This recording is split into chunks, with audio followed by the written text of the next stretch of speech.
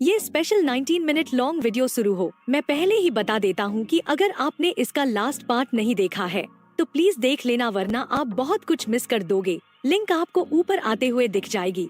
तो चलिए शुरू करते हैं हम अपनी इस वीडियो को। जैसा कि लास्ट पार्ट में हॉट फेल्ट एडवेंचर शुरू हो गया था, जिसमें गॉडेस ऑफ लव सबका ही एक एक करके टेस्ट ले रही होती है। और जब ये वांग क्वियर से उसके लवर के बारे पूछती है, तब वांग क्वियर हुआ युहाओ का नाम लेती है। और इस बात से युहाओ को भी काफी शौक लगा होता है। जिसके बाद युहाओ की बारी आती है और फिर ये आवाज पूछती है, क्या तुम्हारी कोई लवर है? जिस पर युहाओ कहता है कि हाँ है। तो ये आवाज पूछती है, आखिर वो कौन है? तो युहाओ बताता है वो वांग डोंगर है। और फिर ये पूछता है, क्या वो तुम्हारे लिए सबसे ज्यादा इम्पोर्टेंट है? जिस पर युहाओ हाँ कर देता है। और फिर ये आवाज कहती है, अभी अभी वांग क्वियर ने कहा है कि वो भी तुमसे काफी ज्यादा प्यार करती है और तुमने भी इस चीज को सुन ही लिया होगा, तो तुम्हें इस चीज को लेकर क्या लगता है? जिस पर युहाओ कहता है, वांग क्वियर एक काफी अच्छी लड़की है और अगर मैं डोंगर से नहीं मिला होता तो शायद मैं अब तक उसके प्यार में पड़ गया होता, लेकिन अब पहले से ही डोंगर मेरे दिल में है, तो इस चीज का मैं कुछ भी नहीं कर सकता हूँ। और फिर ये आवाज पूछती है कि क्या तुम ये कहने की हिम्मत करोगे कि तुम्हारे मन में कभी भी उसके प्रति फीलिंग्स आई थी? युहाओ कहता है, क्योंकि ये दोनों ही एग्जैक्टली एक जैसी ही दिखती हैं, लेकिन क्योंकि मैं सच में डोंगर से प्यार करता, इसलिए मुझे सिर्फ उसके अंदर ही इंटरेस्ट है, इसलिए मैं बस वांग क्वियर से इस चीज के लिए माफी ही मांग सकता हूँ। और फिर ये आवाज पूछती है, अगर तुम्हें मौका मिले दोबारा से तो आखिर तुम किसके साथ प्यार में पड़ना चाहोगे?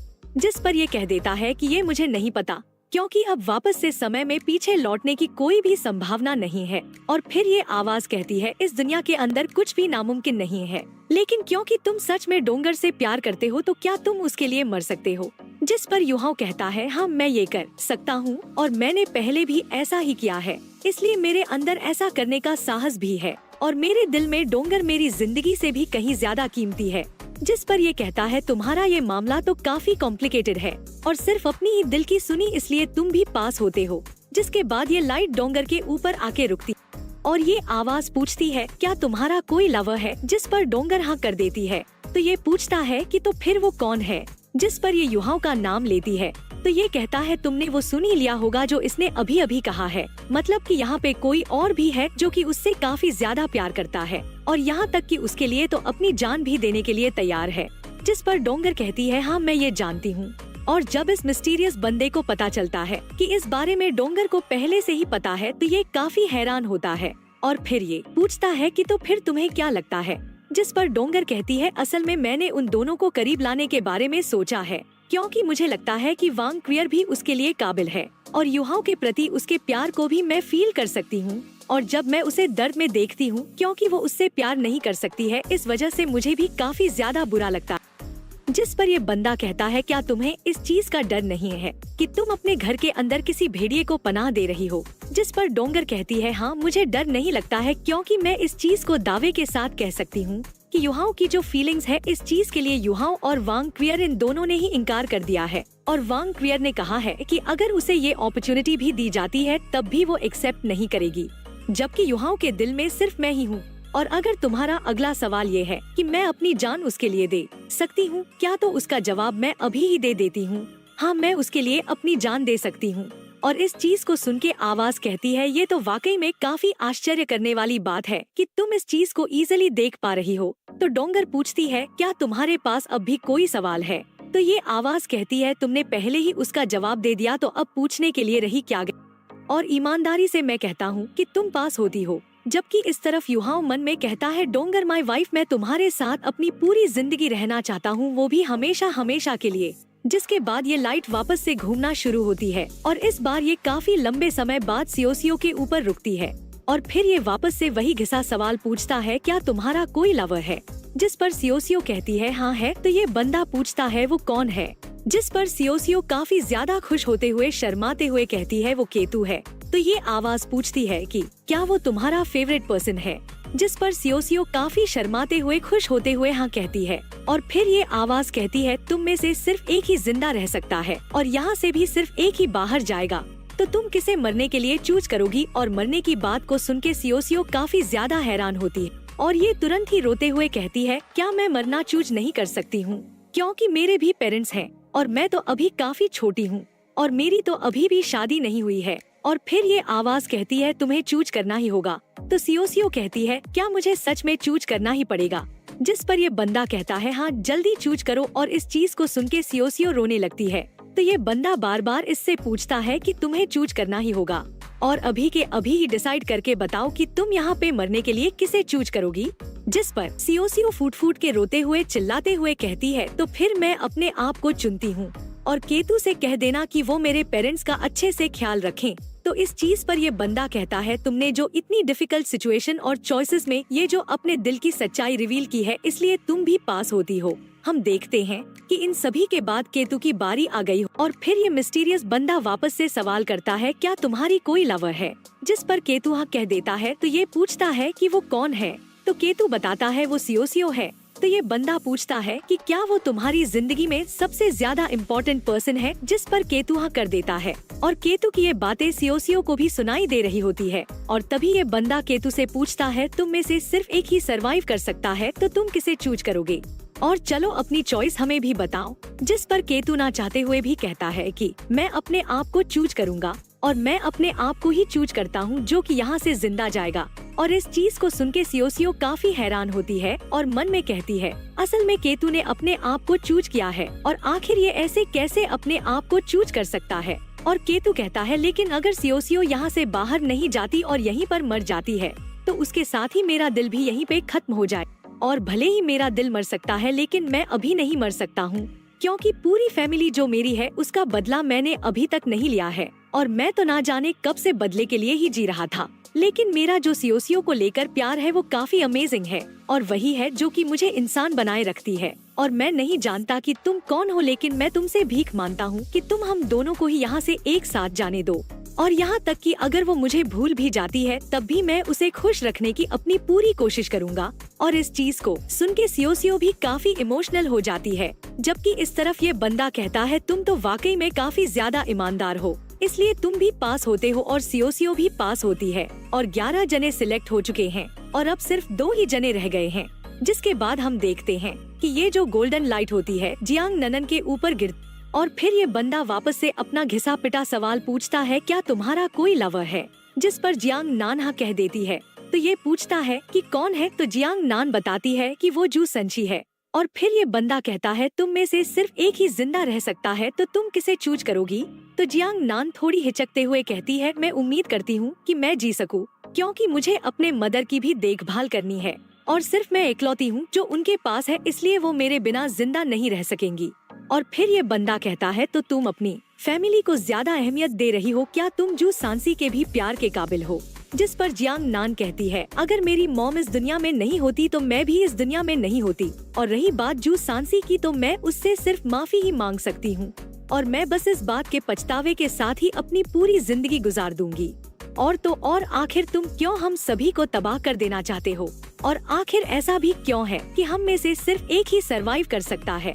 और फिर ये रोते हुए चिल्लाते हुए कहती है मैं नहीं जानती कि तुम कौन हो लेकिन अगर तुम ऐसा कर रहे हो कि हमें चुनना ही पड़ेगा कि हम में से सिर्फ एक ही जिंदा रह सकता है तो इस चीज की और भी पॉसिबिलिटीज भी तो हो सकती है ना? नहीं तो इससे भी बेहतर उत्तर यही होगा कि तुम हम सभी को ही मार के खा जाओ। और तभी ये बंदा इसे पास कर देता है जिसके बाद आखिरकार जू सांसी के ऊपर भी लाइट आ जाती है। तो इस वजह से जू सांसी काफी चौंक जाता है और ये कहता है आखिर ये कौन कमीना है? और इस चीज को सुन के इस बंदे को काफी बुरा लग जाता है और ये जू सांसी के थपेड़े मारने लगता है और ये वाकई में जू सांसी को काफी बुरी तरीके से मार रहा होता है। और ये कहता है तुम तो मुझसे तहजीब से बात करो वरना मैं तुम्हें पनिश करूँ। और फिर ये बंदा पूछता है क्या तुम्हारी कोई लवर है? तो सूझ हुए मुंह वाला जू सांसी कहता है कि हाँ है। तो ये पूछता है वो कौन है? जिस पर ये बताता है वो जियांग नान है। और फिर ये इससे भी पूछता है कि अगर तुम्हें चुनने को मिले कि तुम में से सिर्फ एक ही जिंदा जा सकता है तो तुम किसे चूज करोगे? जिस पर जू सांसी एक पल भी गवाए बिना कहता है इस चीज को पूछने की कोई भी जरूरत नहीं है क्योंकि मैं मरने के लिए तैयार हूँ। जिस पर ये बंदा कहता है क्या तुम उसे पसंद नहीं करते हो और क्या तुम्हें भी अपने पेरेंट्स की देखभाल करने की कोई भी जरूरत नहीं है क्या? जिस पर जू सांसी कहता है मेरा मसला थोड़ा सा अलग है क्योंकि मेरी फैमिली तो एकदम कंप्लीट है और तो और मेरे अलावा मेरे काफी सारे भाई बहन भी हैं जो कि मेरे बाद भी उनका ख्याल रख सकते हैं और वैसे भी वो मुझे इतना ज्यादा पसंद भी नहीं करते हैं और उन्हें तो मेरे जीने मरने से भी कोई भी फर्क नहीं पड़ता है। तो इस चीज को सुन के ये बंदा गुस्सा हो जाता और ये कहता है वैसे तो तुम्हारे पास प्यार की खातिर मरने की भी हिम्मत है, लेकिन तुम अपने माता पिता की बिल्कुल भी परवाह नहीं करते हो, इसलिए मैं तुम्हें 10 लेसेस की सजा देता हूँ। और इसको सुन के जू सांसी के काफी तगड़े वाले होश उड़ जाते हैं और जब इन सभी के ही शेल ट्रांसपेरेंट हो जाते हैं तो ये सभी ही जू सांसी को काफी बुरी तरीके से पिटते हुए देखते हैं और वाकई में जू सांसी की काफी बुरी हालत हो गई होती है। और फिर ये बंदा कहता है कि फर्स्ट राउंड यहीं पे खत्म होता है, तो फिर चलो अब सेकंड राउंड को भी शुरू करते हैं। और तभी ये सभी लोग देखते हैं कि ये जो रोटेट होने वाला व्हील होता है ये चेंज हो जाता है। तो युहाओ सभी से कहता है किसी भी चीज के लिए तैयार रहना और अपना ख्याल रखना। और ये बंदा कहता है तुम सभी ही बारी बारी से सेकंड लेवल में आगे बढ़ोगे और हर बारी ये किसी ना किसी से बाजी शुरू होगी और ये जो व्हील है ये लगातार घूमता रहेगा और रैंडम किसी के ऊपर भी रुक सकता है और जो कुछ भी तुम्हारे सामने आएगा उसे रूल्स के अनुसार ही किया जाएगा और अगर तुम इसे कर लेते हो तो तुम लोग पास हो जाओगे, लेकिन अगर किसी वजह से नहीं कर पाते हो तो तुम्हें डीप एडवेंचर पे एंटर करना पड़ेगा और अगर तुम उस डीप एडवेंचर से बाहर नहीं निकल सके तो तुम लोग वहीं पे मारे जाओगे। और हम देखते हैं कि सबसे पहली बाजी जो सांसी की आई होती है और क्योंकि वापस से इसी की बाजी आ गई होती है तो ये डरने लगता है और फिर जैसे ही अपनी आंखें खोलता है ये थोड़ा सा हैरान होता है क्योंकि इसके सामने किस का साइन बना हुआ होता है।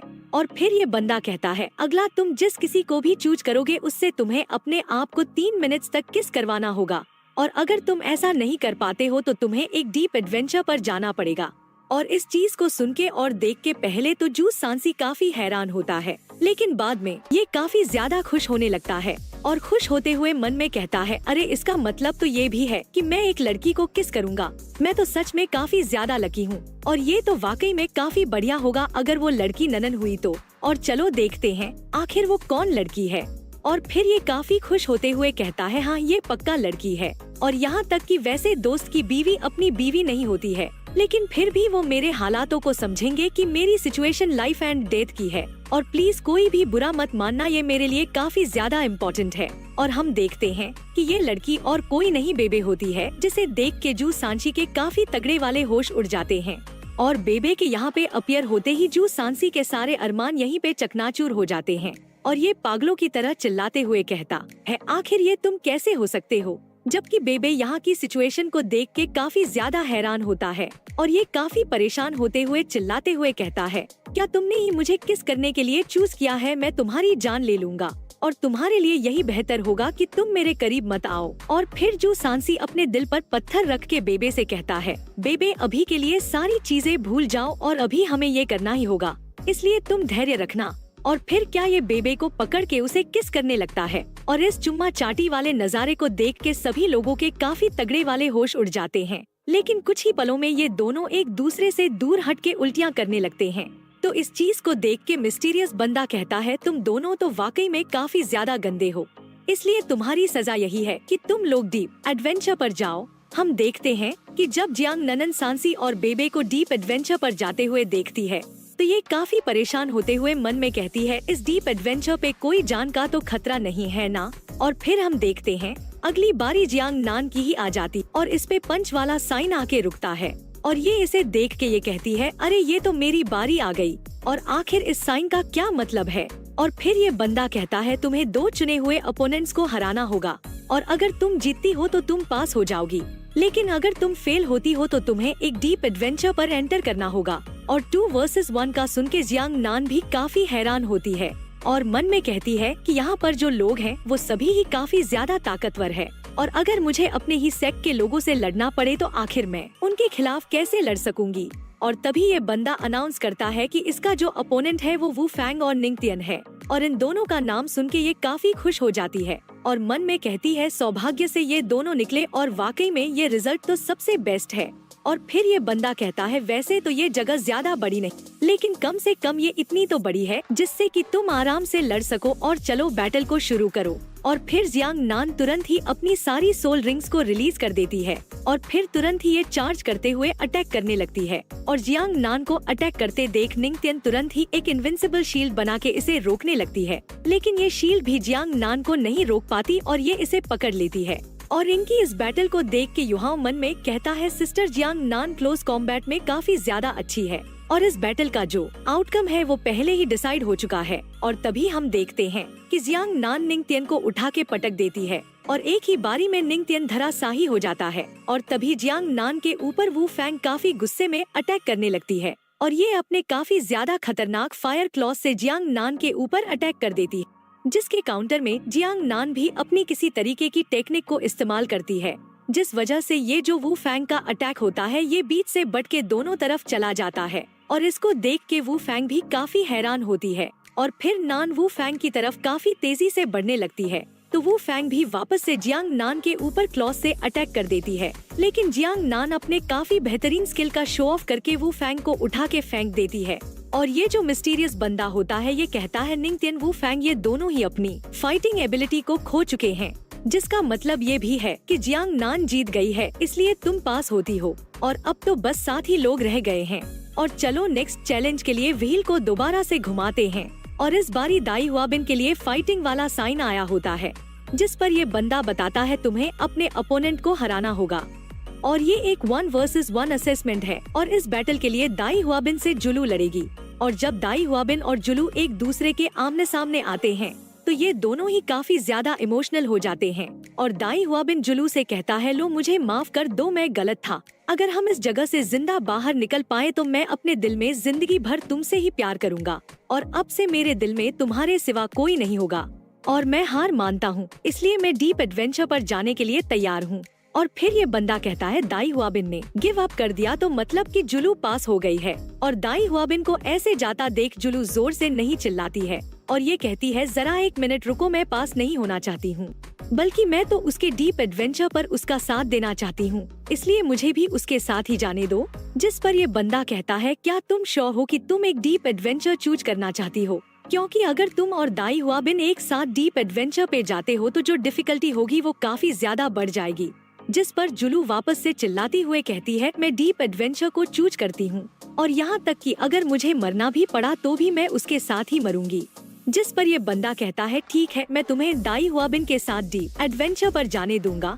जबकि इस तरफ युहाओ इन सारी चीजों को देख के मन में कहता है वैसे तो मैं नहीं जानता हूँ कि पहले उनके साथ क्या हुआ है, लेकिन दाई हुआबिन की जो फीलिंग जुलू के प्रति है वो एकदम सच्ची है, तो क्या मुझे अपना बदला लेने वाली जिद को छोड़ देना चाहिए। और तभी युहाओ को अपनी मॉम की डेथ याद आने लगती है और ये काफी गुस्से में आ जाता है और मन में कहता है ये दाई हुआबिन मेरा वो दुश्मन है जिसने मेरी मॉम को मारा है, इसलिए मैं अब भी अपनी मदर के बदले को लेना चाहता हूँ। और तभी हम देखते हैं कि वांग क्वियर को भी वो वही लड़ाई करने वाला साइन मिला होता है जैसा कि जियांग नान को मिला था। और ये बंदा कहता है तुम्हें भी चुने गए 2 बंदों को हराना होगा और अगर तुम उनसे जीत जाती हो तो तुम पास हो जाओगी, लेकिन हार जाती हो तो तुम्हें डीप एडवेंचर पर जाना होगा। और अगर अपोनेंट जीत जाते हैं तो वो इस राउंड को तो पास कर लेंगे, लेकिन वापस से ये व्हील चैलेंज रिपीट होगा। और तभी हम देखते हैं कि वांग क्वियर के आगे एक ह्यूमनॉइड सोल टूल अपीयर हो जाता है और इसे देख के वांग क्वियर कहती है तो ये तुम। और हम देखते हैं कि यहाँ पे युहाओं के साथ साथ वांग डोंगर भी होती है और इन दोनों को सामने देख के वांग क्वियर कहती है ये तो कितनी बढ़िया बात है कि ये तुम दोनों ही हो, क्योंकि मैं इसी दिन का काफी लंबे समय से इंतजार कर रही हूँ, क्योंकि वैसे भी हम टूर्नामेंट के अंदर तो नहीं लड़ पाए थे, इसलिए चलो यहीं पे आउटकम को डिसाइड कर लेते हैं। जिस पर युहाओ कहता है कि ठीक है, अब जब तुम मेरे साथ लड़ना ही चाहती हो तो फिर चलो इस बैटल को शुरू करते हैं, लेकिन क्योंकि ये बैटल हम दोनों के बीच की जस्टिस और ग्लोरी को लेके है, इसलिए डोंगर हम दोनों के बीच की इस बैटल में इंटरफेयर नहीं करेगी। और चलो बताओ कि तुम्हारा इस पर क्या कहना है। जिस पर वांग क्वियर कहती है क्या तुम सच में इस चीज को लेकर कॉन्फिडेंट हो। जिस पर युहाओ कहता है क्या तुम भूल गई हो कि यान फेंग मेरे हाथों से कैसे मरा था। जिस पर वांग क्वियर कहती है ये तो काफी अच्छी बात, इसलिए अब मैं भी अपना पूरा जोर लगाऊंगी और तुम पर बिल्कुल भी दया नहीं दिखाऊंगी। और फिर युहाओ और वांग क्वियर के बीच की बैटल शुरू हो गई होती है। तो दोस्तों इसी के साथ आज का ये पार्ट यही एंड होता है। मिलते हैं नेक्स्ट पार्ट में जो कि आएगा कल ही 9 बजे। तब तक के लिए बाय बाय, टेक केयर।